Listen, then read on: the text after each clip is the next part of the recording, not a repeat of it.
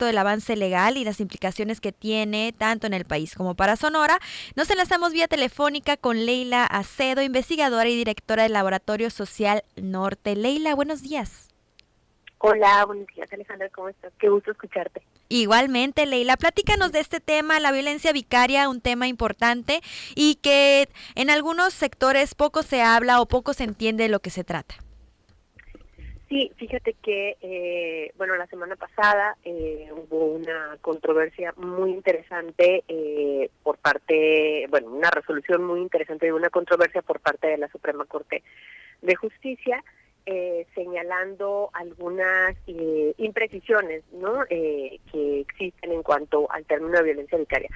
Pero de entrada me gustaría que nos adentráramos y entendiéramos qué es la violencia vicaria, porque aquí ya lo hemos platicado, pero siempre, como tú dices, genera dudas, ¿no? ¿Qué es la violencia vicaria? La violencia vicaria también es conocida como la violencia por sustitución, o también lo que se conoce como violencia a través de interpósita persona, que así es como está en realidad redactado en nuestro marco normativo, ¿no? Y no es otra cosa más que una forma de extrema violencia que se ejerce hacia las mujeres. Es un tipo de violencia de género, ¿no? ¿Cómo funciona este tipo de violencia? Bueno, esta violencia que afecta exclusivamente a las mujeres, y ahorita vamos a ver por qué, afecta exclusivamente a las mujeres a pesar de que no se agreda directamente a las mujeres, sino es más bien una violencia que se ejerce por medio de terceros con el fin de hacerle daño a las mujeres, ¿no? Un daño psicológico, emocional, incluso físico, ¿no? Y desafortunadamente el instrumento de estas violencias pues son las hijas, los hijos o las familias directas de las mujeres, ¿no?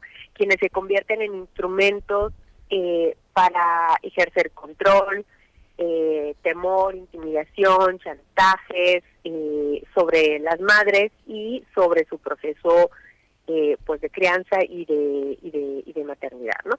¿Cuál es el tema, digamos, en específico de esto? Bueno, yo quería aquí ligarlo también un poco con lo que en las últimas semanas, aparte de lo de la Suprema Corte, lo que ha pasado con Casu y Nodal. No sé si has escuchado este tema, es un Claro, ejemplo súper común, ¿no?, de violencia vicaria, y hay una totalmente. disputa legal, ¿no?, en donde Casu ha hecho notar que, pues aparte de que el pago de alimentos es muy poco comparado con el ingreso del cantante, hay ahí un tema de negación de trámite de permiso de viaje para que la hija la acompañe en sus giras de trabajo, a pesar de que es ella quien tiene, pues digamos, la custodia de la niña, ¿no?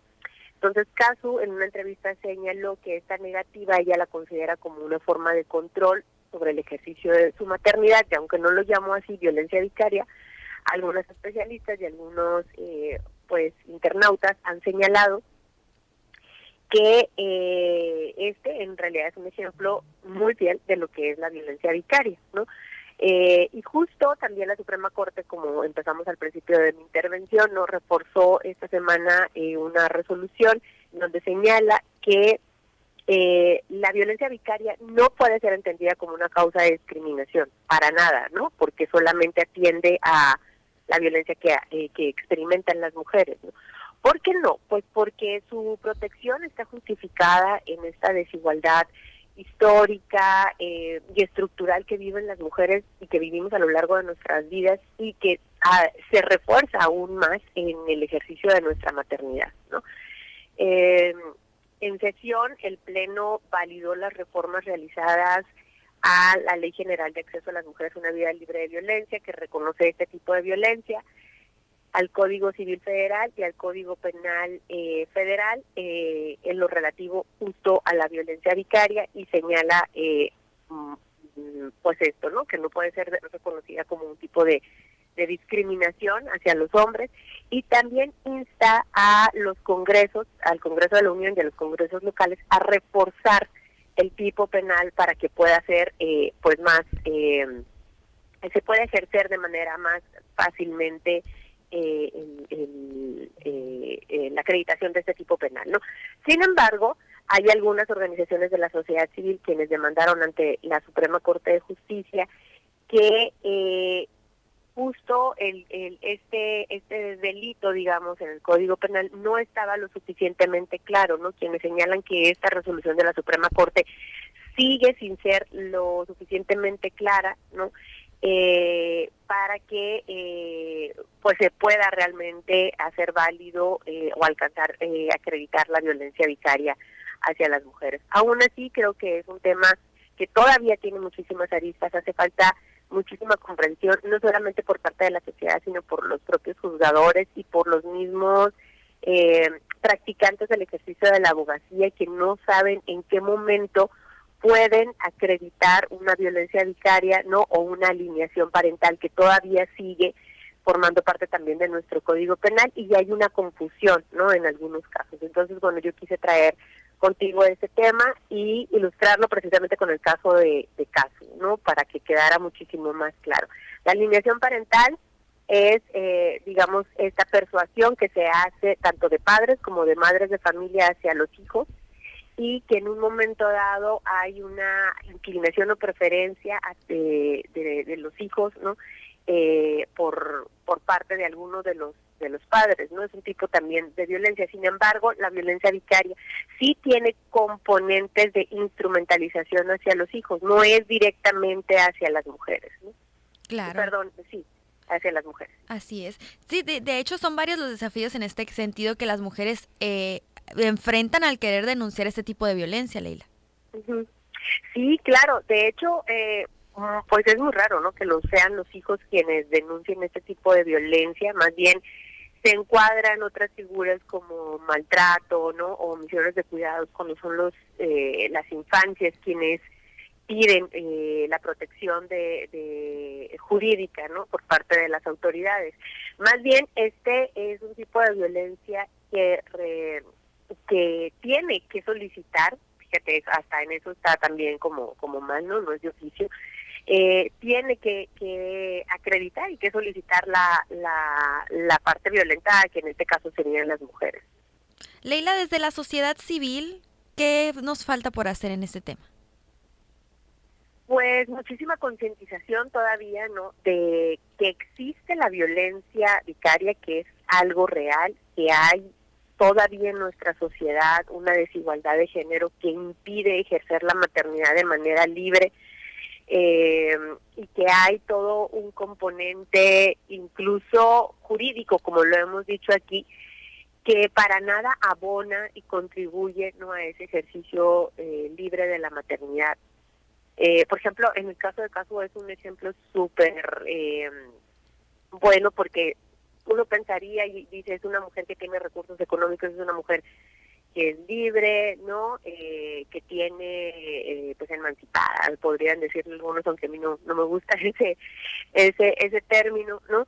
Y aún así, sigue experimentando las desigualdades, no solamente del sistema de justicia, ¿no? Sino también del sistema social, que no comprende, por ejemplo, por qué ella tendría que dejar de trabajar en lo que trabaja para cuidar a su infancia, cuando el hombre también trabaja en lo mismo, ¿no? Y no es él el que está dejando de trabajar, o no es él el que se va a tener que hacer cargo de la niña, ¿no? A pesar de que los dos tengan la misma práctica laboral. Claro. Y a pesar de que los dos tengan los mismos recursos. Entonces, a pesar de que uno podría decir no hay relaciones asimétricas, es decir, de diferencia, de desigualdad económica, de desigualdad de acceso al poder, aún así lo sigue padeciendo, ¿no? Sí, estamos hablando de un caso mediático, es decir, es un caso que está en el foco y aún así no dimensionamos lo que significa en realidad la violencia vicaria, ya hablando de un tema que está en el ojo alrededor de chismes y muchas más cosas que en este caso no van al tema, pero igual es un caso mediático que está ahí vigente y lo estamos viendo en carne propia y hay muchas mujeres que lo están pasando desde su trinchera. Claro, y como tú dices, ¿no? Este caso mediático ha servido, ¿no? Para ilustrar a mujeres, ¿no? Para ilustrar a la sociedad, ¿no? Para sensibilizarla, para decir, oye, mira, esto que pasa es real, ¿no? Hay una sensación aquí que lo describe Casu y ella dice, hay una especie de control de mi maternidad, ¿no? y aunque no le ponga un nombre jurídico como tal, pues sabemos que pasa y que afortunadamente cada vez más los marcos jurídicos, por lo menos el mexicano, está abarcando este tipo de prácticas de violencia, ¿no? El tema es cómo le hacemos para que ese reconocimiento de violencia que ya existe en papel pueda realmente hacerse efectivo para combatir, digamos, la violencia sustantiva o la violencia real que experimentamos, ¿no? Y ese es el trabajo que tenemos que hacer, no solamente como sociedad civil, de sensibilizar a la sociedad de que hay un tipo de violencia, a las autoridades de que reconozcan ese tipo de violencia, ¿no? A las mujeres de que denuncien ese tipo de violencia, sino también a la sociedad en su conjunto de que tenemos que prevenirla, ¿no? Y también establecer políticas públicas que ayuden a las mujeres a salir avante ante este tipo de situaciones, no solamente la vía legal o jurídica, ¿no? Así es, Leila. Te agradecemos mucho por esta información este martes en la columna Violeta. Muy bien, muchísimas gracias y quedo a sus órdenes. Un saludo. Gracias, bonito día. Escuchamos a Leila Acedo, investigadora y directora del Laboratorio Social Norte. Vamos a la pausa, está escuchando Sonora Noticias AM. Sonora Noticias.